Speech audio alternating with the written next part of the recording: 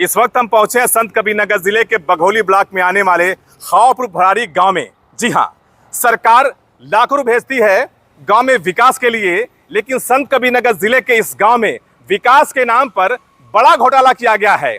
चाहे वो निर्माण के नाम पर हो या फिर पानी यानी ये हैंडपंप, इंडिया मार्का हैंडपंप के नाम पर घोटाला किया गया हो। एक जांच रिपोर्ट हमारे हाथ लगी है। उस रिपोर्ट में साफ तौर पर कहा गया है कि इस गांव में विकास के नाम पर बड़ा घोटाला यानी वित्तीय अनियमितता की गई है और यहां पर जो अधिकारी हैं, जो जिम्मेदार हैं, उनके खिलाफ कार्रवाई की बात की गई है। लेकिन 5 महीना गुजरने के बाद भी रिपोर्ट जिले के अधिकारियों पहुंचने के बाद अभी तक कोई कार्रवाई नहीं हुई है। हम पहुंचे हैं खाओपुर भराड़ी गांव में और दिखाएंगे कि यहाँ पर घोटाला कैसे हुआ। तो देख, अधिकारियों की मिली भगत से सरकारी धन का बंदरबांट ऐसे किया जाता है मानो जैसे घोटालेबाज इसे अपना अधिकार मानते हों और उन्हें ना तो अपने उच्च अधिकारियों का डर है और ना ही जीरो टॉलरेंस वाली सरकार का। ऐसा ही एक मामला यूपी के संत कबीरनगर जिले में देखने को मिला है, जब ग्राम पंचायत में घोटाले की जांच करने गए ईमानदार अधिकारी ने जांच के बाद अपनी जांच रिपोर्ट में ग्राम पंचायत अधिकारी और प्रधान के खिलाफ विभागीय कार्यवाही की संस्तुति देते हुए अपने उच्च अधिकारियों को जांच रिपोर्ट भेजकर कार्यवाही की बात कही है। लेकिन 5 महीने गुजरने के बाद भी कार्रवाई के लिए डीपीआरओ कार्यालय में पहुंची फाइल ना जाने कहां धूल फांक रही है कि अभी तक अधिकारियों ने घोटालेबाजों पर कोई कार्रवाई नहीं की है। मामला संत कबीरनगर जिले के बघौली ब्लॉक में आने वाले खाओपुर भराड़ी गांव का है, जब घोटाले की शिकायत पर 18 अप्रैल 2023 को जांच टीम खाओपुर भराड़ी गांव पहुंची थी, जहां जांच के बाद अपर जिला पंचायत राज अधिकारी ने ग्राम प्रधान और ग्राम पंचायत अधिकारी के खिलाफ कार्रवाई की संस्तुति करते हुए अपने उच्च अधिकारियों को कार्रवाई के लिए लेटर भेजा था। लेकिन कार्रवाई की फाइल भ्रष्टाचार के नीचे दब गई। चलिए आपको दिखाते हैं जांच अधिकारी ने अपने जांच रिपोर्ट में क्या लिखा है। तस्वीरों में देख सकते हैं कि जांच अधिकारी ने अपने जांच रिपोर्ट में साफ तौर पर लिखा है कि 23/7/2022 को 99,671 रुपए का भुगतान किया गया है, जिसमें 79,931 रुपए बालाजी कंस्ट्रक्शन को किया गया और 19,740 रुपए का भुगतान पूर्व प्रधान घनश्याम त्रिपाठी के खाते में किया गया है, जो घोर वित्तीय अनियमितता है। आगे लिखा है 30/7/2022 को ही इंडिया मार्का हैंडपंप के मरम्मत के नाम पर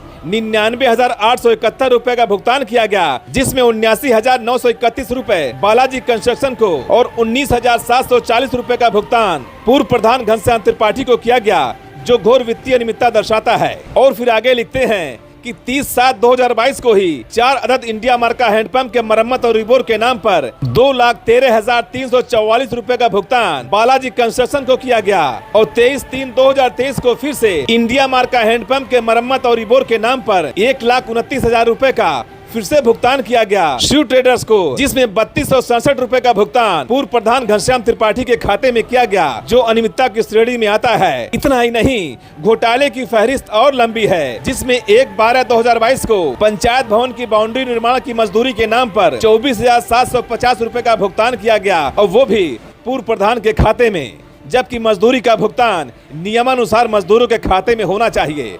लेकिन पूर्व प्रधान को एक मुश्त उनके खाते में 24,700 रुपए का भुगतान करना शासकीय धनराशि का नियम विरुद्ध तरीके से भुगतान कर गंभीर अनियमितता की श्रेणी में आता है। वहीं 3/10/2022 को ग्राम पंचायत में ही ह्यूमन पाइप पुलिया के निर्माण पर 15वें वित्त से 56,000 रुपए का भुगतान किया गया, जिसमें 4545 रुपए के मजदूरी का भुगतान पूर्व प्रधान घनश्याम त्रिपाठी के खाते में किया गया, जो अनियमितता की श्रेणी में आता है। वहीं 17/10/2022 को पूर्व माध्यमिक विद्यालय के मरम्मत के नाम पर 4,70,438 रुपए का भुगतान किया गया, जिसमें 1,77,318 रुपए शिव ट्रेडर्स को भुगतान किया गया और 93,120 रुपए का भुगतान पूर्व प्रधान घनश्याम त्रिपाठी के खाते में किया गया। और इस तरह से पूर्व प्रधान घनश्याम त्रिपाठी के खाते में एक मुश्त 93,120 रुपए का भुगतान, ये एक गंभीर वित्तीय अनियमितता की श्रेणी में आता है। वहीं 23/3/2023 को प्राथमिक विद्यालय पर दिव्यांग शौचालय के निर्माण पर 82,760 रुपए का भुगतान किया गया, जिसमें 15,800 रुपए का भुगतान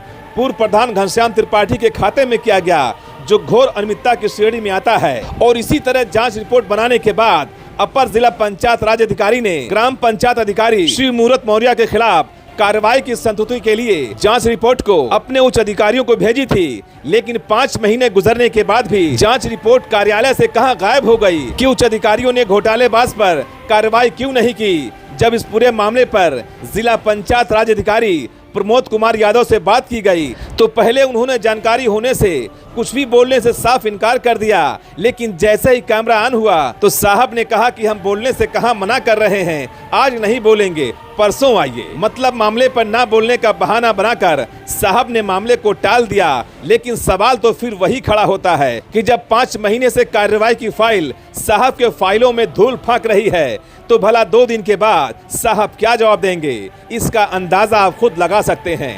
ऐसे में अब देखने वाली बात होगी कि सरकारी धन का बंदरबांट करने वाले जिम्मेदारों के खिलाफ कार्रवाई कब होगी, या कार्रवाई की संस्तुति वाली फाइल भ्रष्टाचार की फाइलों में यूं ही धूल फांकती रह जाएगी।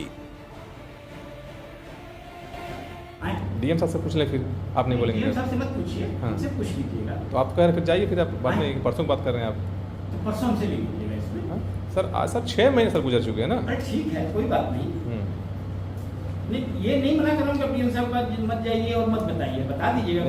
अभी हम वर्जन फाइल कंप्लीट देख लूँगा तब। तो 6 महीने सर हो गया ना असल में। कोई बात नहीं।